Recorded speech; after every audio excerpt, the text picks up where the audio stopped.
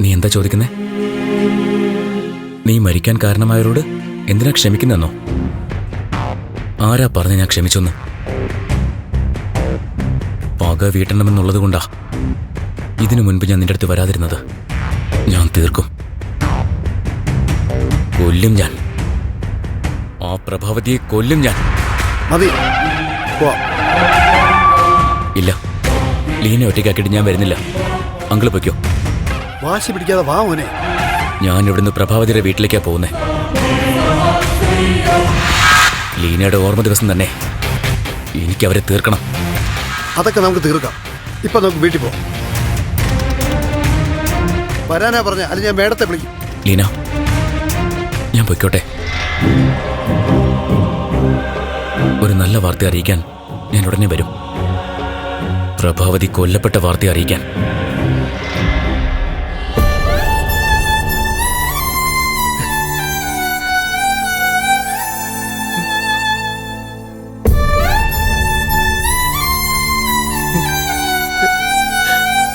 ഋഷി, കരയാതെ വാ മോനെ, വാ.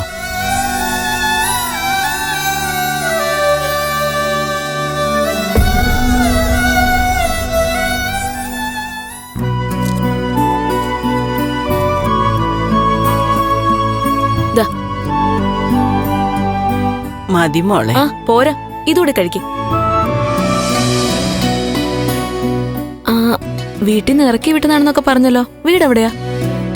സത്യം പറഞ്ഞ നാടും വീടും ഒക്കെ മനസ്സിൽ നിന്ന് പോയിട്ട് നാളുകളേറെയായി. മാമലെ കണ്ടോന്ന് കേട്ടിട്ടുണ്ടോ മോള്? അതെവിടെയാ? ദൂരെയാ, മലഭാഗമാ. അവിടെയായിരുന്നു വീട്. മക്കൾ എത്ര പേരുണ്ട്? ഭർത്താവ് എന്ത് ചെയ്യോ? ഭർത്താവ് എന്നെ കണ്ണീര് കുടിപ്പിക്കാനായിട്ട് ജീവിതത്തിലേക്ക് കയറി വന്ന ആള്. താലിമാല വരെ വിറ്റു കുടിച്ചു. ആള് ജീവിച്ചിരിപ്പുണ്ടോ? ഞങ്ങൾക്ക് അത്യാവശ്യം പിടിപാടൊക്കെ ഉണ്ട്. സൂചനകൾ എന്തെങ്കിലും തന്നാ അന്വേഷിക്കാൻ വഴിയുണ്ട്. പരാതി കൊടുക്കാം, പോലീസിനെ കൊണ്ട് അന്വേഷിപ്പിക്കാം. പണ്ടത്തെ പോലെ അല്ല, ഇപ്പൊ നിയമങ്ങളുണ്ട്. മക്കൾക്ക് അച്ഛനും അമ്മയൊന്നും അങ്ങനെ ഇറക്കി വിടാൻ പറ്റില്ല. അതുപോലെ ഭർത്താവിനും നഷ്ടപരിഹാരം കൊടുക്കണം, ചെലവിനും കൊടുക്കണം. ഒരു കാര്യം ചെയ്, അവരുടെ പേരും വിലാസവും ഒക്കെ താ. രാധാമണി അമ്മ ഒന്നും അറിയണ്ട. എന്ത് ചെയ്യാൻ പറ്റും നമുക്ക് നോക്കാം.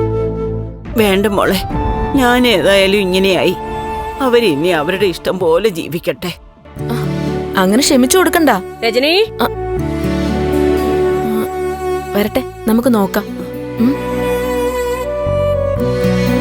ഇതാ കഴിക്കേ.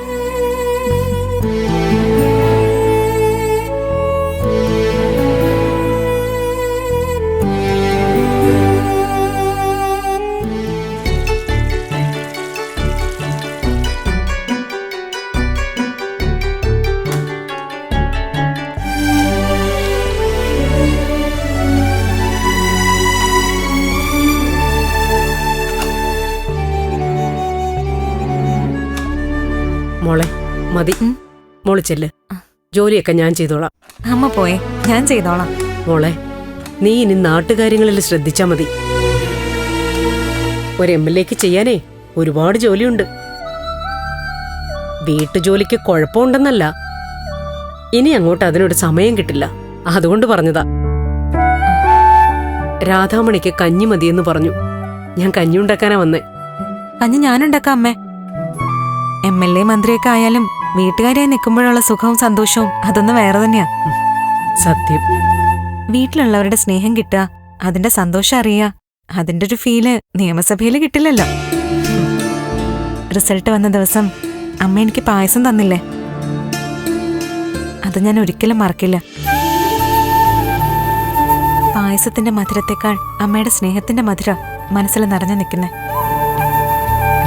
ഞാനത് നന്ദുവിനോട് പറയുകയും ചെയ്തു. ഞാൻ ആത്മാർത്ഥമായിട്ടൊരു കാര്യം പറയട്ടെ മോളെ. എന്താ അമ്മേ? നീ തന്നെ വേണമായിരുന്നു രാമപുരത്തുനിന്ന് ജയിക്കാൻ. അമ്മേ, അങ്ങനെ പറയല്ലേ. ഞാൻ കാര്യമായിട്ട് പറയാ. ഞാൻ മത്സരിച്ചത് അരുന്ധതിയെ തോൽപ്പിക്കാനാ. പക്ഷെ നീ മത്സരിച്ചത് നാടിനു വേണ്ടി നല്ലത് ചെയ്യാനാ. ഈ മണ്ഡലത്തിന്റെ ഭാഗ്യമാ അവർക്ക് നിന്നെ പോലൊരു MLA കിട്ടിയത്. നീയാണ് സിദ്ധുവിന്റെ യഥാർത്ഥ പിന്തുടർച്ചക്കാരി. ഞാൻ വെറുതെ പറയല്ല. എന്റെ മനസ്സ് പറയുന്നു, ഭാവിയിൽ നമ്മുടെ നാടിന്റെ മുഖ്യമന്ത്രിയായി തന്നെ നീ വരുമെന്ന്. അമ്മ എന്നെ കളിയാക്കാണോ? എന്റെ വാക്കുകൾ കേട്ടിട്ട് നിനക്ക് അങ്ങനെ തോന്നുന്നുണ്ടോ? ഞാൻ പറഞ്ഞത് സത്യോ? നന്ദൻ വിളിക്കുന്നു, നീ ചെല്ല്. ഇവിടുത്തെ കാര്യങ്ങൾ ഞാൻ നോക്കിക്കോളാം. ശരി അമ്മേ.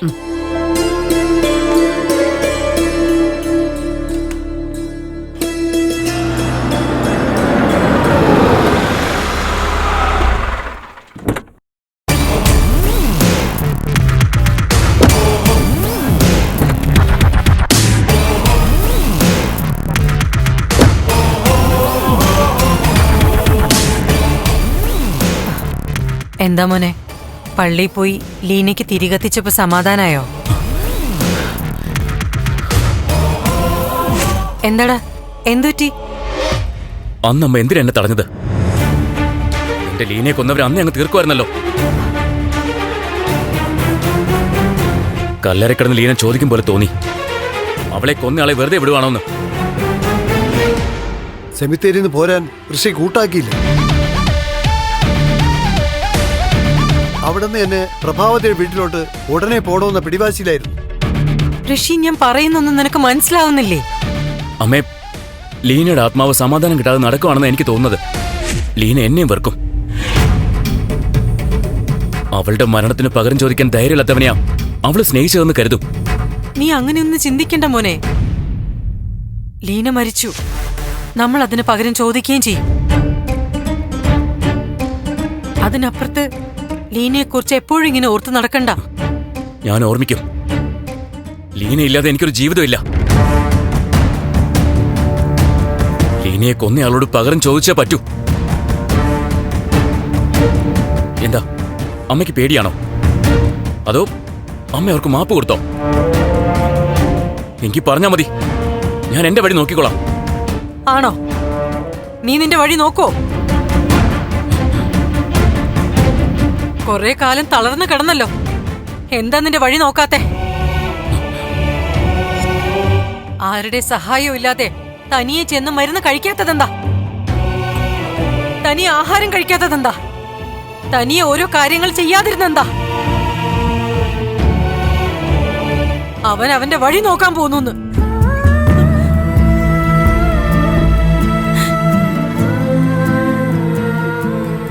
ഉണ്ണാതെ ഉറങ്ങാതെ കൂടെ നിന്നു. ഒരു സെക്കൻഡ് പോലും തെറ്റാതെ സമയാസമയം മരുന്ന് തന്നു. നിനക്ക് പറഞ്ഞിട്ടുള്ള ഭക്ഷണം മാത്രമേ ഞാനും കഴിച്ചിരുന്നുള്ളൂ. നീ കട്ടിൽ കിടക്കുമ്പോ ഞാൻ അവിടെ തറയിൽ പാവിരിച്ചു കിടന്നു. കൃത്യമായ ഓർമ്മയില്ലാതെ കിടന്ന ദിവസങ്ങളിൽ നീ ആഹാരം തട്ടിത്തെറിപ്പിച്ചു. എന്നെ ചവിട്ടും, അടിക്കും, കടിക്കുകയും തുപ്പുകയും ചെയ്യും. പക്ഷേ അതൊന്നും ഒരു തരിമ്പ് പോലും എന്നെ വേദനിപ്പിച്ചിട്ടില്ല.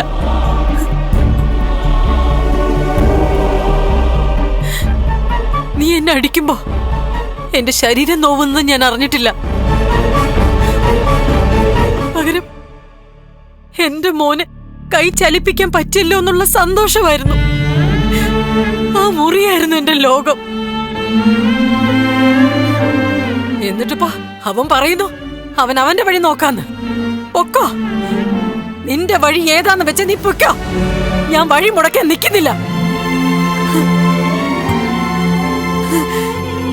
മോനെ, അമ്മ നീ ഇങ്ങനെ ചെല്ല്.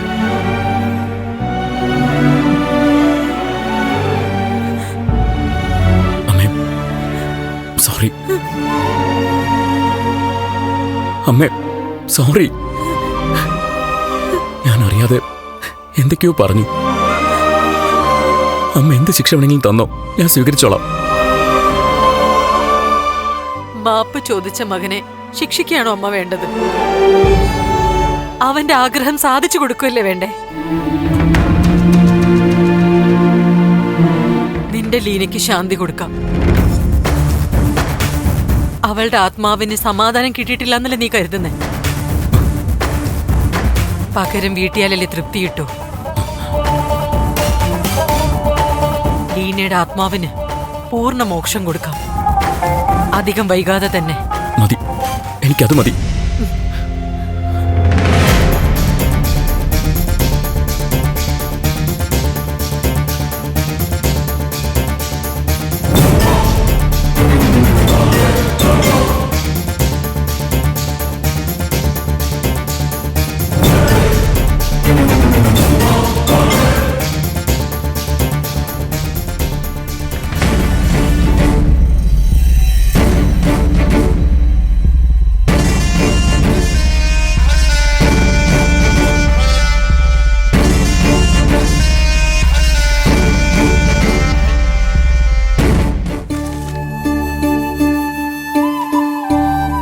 മോളെ നാളത്തെ ഷെഡ്യൂൾ ഇതിനകത്ത് കൃത്യമായിട്ട് എഴുതിയിട്ടുണ്ട്.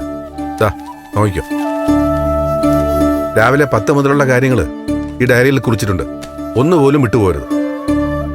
അച്ഛാ, രാവിലെ 7 മണിക്കൊരു മീറ്റിംഗ് നോട്ട് ചെയ്തായിരുന്നല്ലോ. 8 മണിക്ക് വേറൊന്ന്. അതെന്താ അച്ഛാ? അതിപ്പോ വിളിച്ചതാ. ഇപ്പൊ കുറച്ചു മുമ്പ് ഫോണിലൂടെ അപ്പോയിന്റ്മെന്റ് എടുത്തതാ. പാർട്ടി പ്രസിഡന്റിന്റെ കെയർ ഓഫിൽ വന്നതാ. മണ്ഡലത്തിൽ ആവലാതിക്കാരെ കാണുന്നതൊക്കെ വളരെ പ്രധാനപ്പെട്ട ഡ്യൂട്ടിയുടെ ഭാഗമാണ്. അപ്പോ രാവിലെ തന്നെ നമ്മൾ റെഡി ആയിരിക്കണം അല്ലേ? പിന്നെ പല സ്വഭാവത്തിലുള്ളവരുണ്ടാവും. കാര്യം കാണാൻ വരുന്നവർ, നിവേദനങ്ങൾ തരാൻ വേണ്ടി, മീറ്റിംഗിന് ക്ഷണിക്കാൻ വരുന്നവർ, വിവാഹത്തിന് ക്ഷണിക്കാൻ, മരണം അറിയിക്കാൻ, അങ്ങനെ ഒരുപാട് പേര് ദിവസവും വരും. ഈശ്വരാ, അപ്പോ ക്ഷണിക്കുന്നിടത്തൊക്കെ നമ്മൾ പോണോന്നാണോ? പിന്നെ നമുക്ക് സാധ്യമാകുന്നിടത്തൊക്കെ നമ്മൾ എത്തുക തന്നെ വേണം. സ്വന്തം MLA സുഖദുഃഖങ്ങളിൽ കൂടെ ഉണ്ടാവുന്നത് അവരുടെ സന്തോഷമല്ലേ? എന്നാലും ഒട്ടും പരിചയമില്ലാത്തവരുടെ കല്യാണങ്ങൾക്ക് പോകുമ്പോ അത് ഒട്ടും പരിചയമില്ലാത്തവരുടെ വീടുകളിൽ വോട്ട് ചോദിച്ച് ചെല്ലുമ്പോ അവരുടെ ആളായി മാറാറില്ലേ? ദേവിക, എന്താ? അല്ല, ദേവികയോടൊരു കാര്യം പറയാം. ഏയ് പ്രഭേ, വീട്ടു ജോലിയിൽ നിന്നും കുശലാന്വേഷണത്തിൽ നിന്നൊക്കെ ദേവികയെ മാറ്റി നിർത്തിക്കൊള്ളണം. ഒരു ജനപ്രതിനിധിയായി നിൽക്കുന്ന സ്വന്തം കർത്തവ്യങ്ങൾ കൃത്യമായി ചെയ്യാനുള്ള സമയം കൊടുക്കണം. മനസ്സിലായോ മോളെ? എന്തെങ്കിലും ഡൗട്ട്സ് ഉണ്ടെങ്കിൽ അച്ഛനെ വിളിച്ചാൽ മതി. ഇതാ എല്ലാം അതിനകത്തുണ്ട്. ഇതും വെച്ചോ.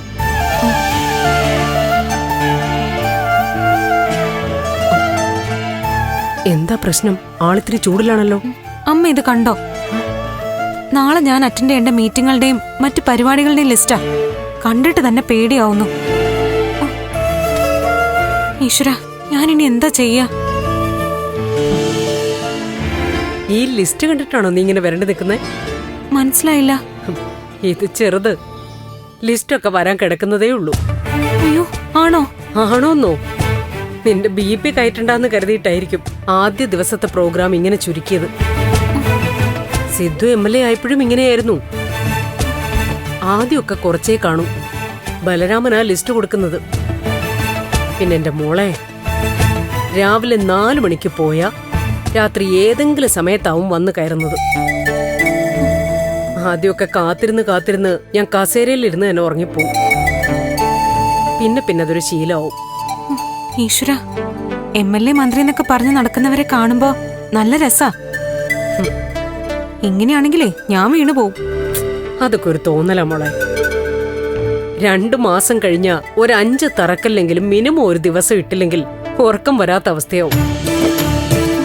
അല്ല, അങ്ങനത്തെ MLA-മാരുള്ള നാടാ നമ്മുടേത്.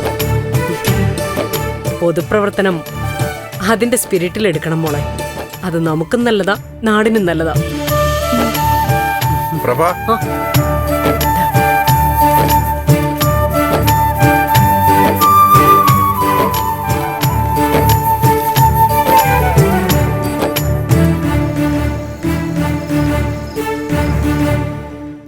ശരി അമ്മേ, പറ്റുമെങ്കിൽ നാളെ അങ്ങോട്ട് വരാം.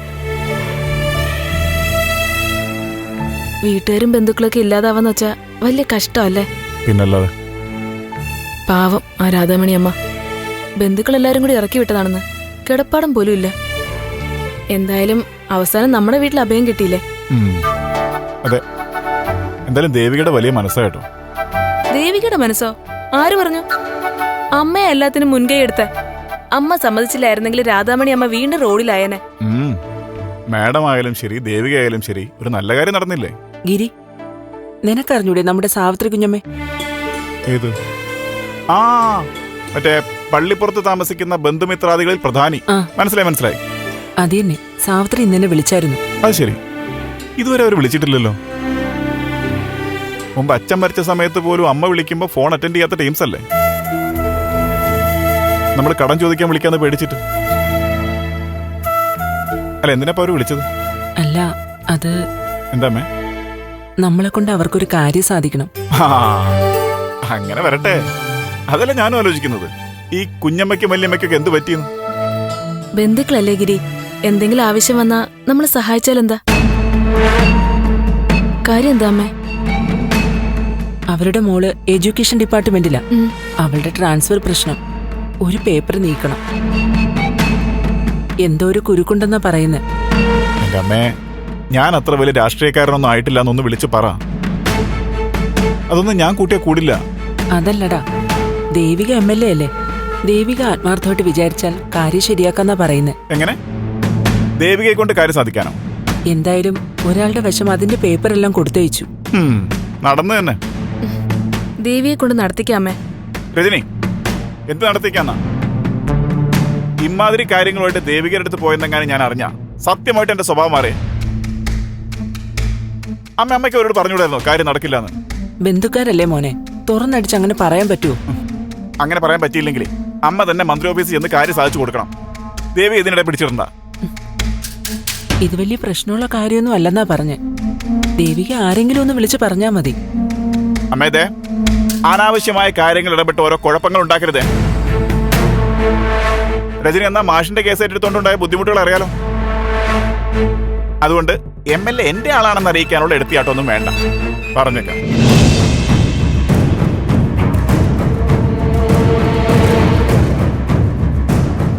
അമ്മ വിഷമിക്കണ്ട, നമുക്കത് ശരിയാക്കാം. അല്ല മോളെ, ഞാൻ ഏറ്റൂന്ന് പറഞ്ഞില്ലേ?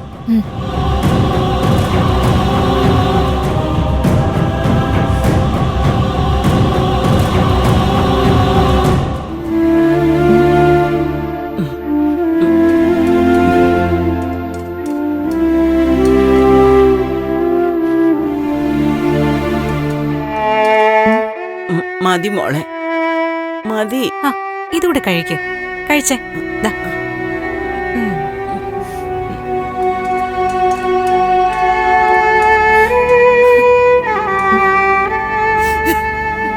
എന്താ രാധമണിയമ്മേ, കരയാണോ? വിഷമം കൊണ്ടുള്ള കരച്ചിലല്ല മോളെ, കണ്ണീരി കൂടി എന്റെ സ്നേഹമൊക്കെ അറിയിക്കുന്നത്. അമ്മ വിഷമിക്കണ്ട. എത്ര കാലം വേണോ അമ്മയ്ക്ക് ഇവിടെ കഴിയാം. മക്കളെയും ബന്ധുക്കളെയൊക്കെ കാണണമെന്നുണ്ടെങ്കിൽ അതിനും വേണ്ടത് ചെയ്യാം. വേണ്ട മോളെ, എന്നെ വേണ്ടാത്തവരുടെ അടുത്ത് സ്നേഹം ചോദിച്ച് ചെല്ലണ്ട. എന്റെ വയറ്റിൽ പിറന്ന മക്കൾ എന്നെ ഇറക്കി വിട്ടു. ഇവിടെ കണ്ടിട്ട് കൂടിയില്ലാത്തൊരു മോള് എന്നെ വീട്ടിലേക്ക് കൂട്ടിക്കൊണ്ടുവന്നു. അമ്മേ കരയില്ലേ? എനിക്കിഷ്ടപ്പെടില്ലേ? ഞാൻ പിണങ്ങുവേ. കരയില്ലേ എന്ന് പറഞ്ഞില്ലേ? ഏയ്, അമ്മയ്ക്കിത് സ്വന്തം വീടായിട്ട് തന്നെ കരുതാം. എന്താവശ്യമുണ്ടെങ്കിലും ചോദിക്കണം. ഇവിടുത്തെ അമ്മ, അച്ഛൻ, എന്റെ ഭർത്താവ് നന്ദു, രജന ചേച്ചി, എല്ലാവർക്കും അമ്മ ഇഷ്ടല്ലേ? അതുകൊണ്ട് തന്നെ ആർക്കെങ്കിലും എന്തെങ്കിലും തോന്നുന്നുള്ള വിഷമവും വേണ്ട. ഞാൻ രാവിലെ പറഞ്ഞത് ഒന്നുകൂടി പറയുക, മോള് വലിയ ആളാവും. ഇപ്പൊ MLA അല്ലേ, നാളെ ഈ രാജ്യത്തിന്റെ തന്നെ വലിയ ആളാവും. അമ്മ പറയുന്നത് കേൾക്കുമ്പോ വലിയ സന്തോഷം തോന്നുന്നു. മോളെ, ഇതാ ഈ പാത്രം ഞാൻ കഴുകിക്കോളാം. തൽക്കാലത്ത് ഞാൻ കഴിക്കോളാം. അമ്മ ബലം പിടിക്കാതെ വിട്ടെ. കൈയെടുത്തേ. മോളെ, എന്റെ എച്ചില് മോള് കഴുകാന്ന് വെച്ചാ അമ്മ കൈ കഴുകി കിടന്നേ. ശരിയപ്പ.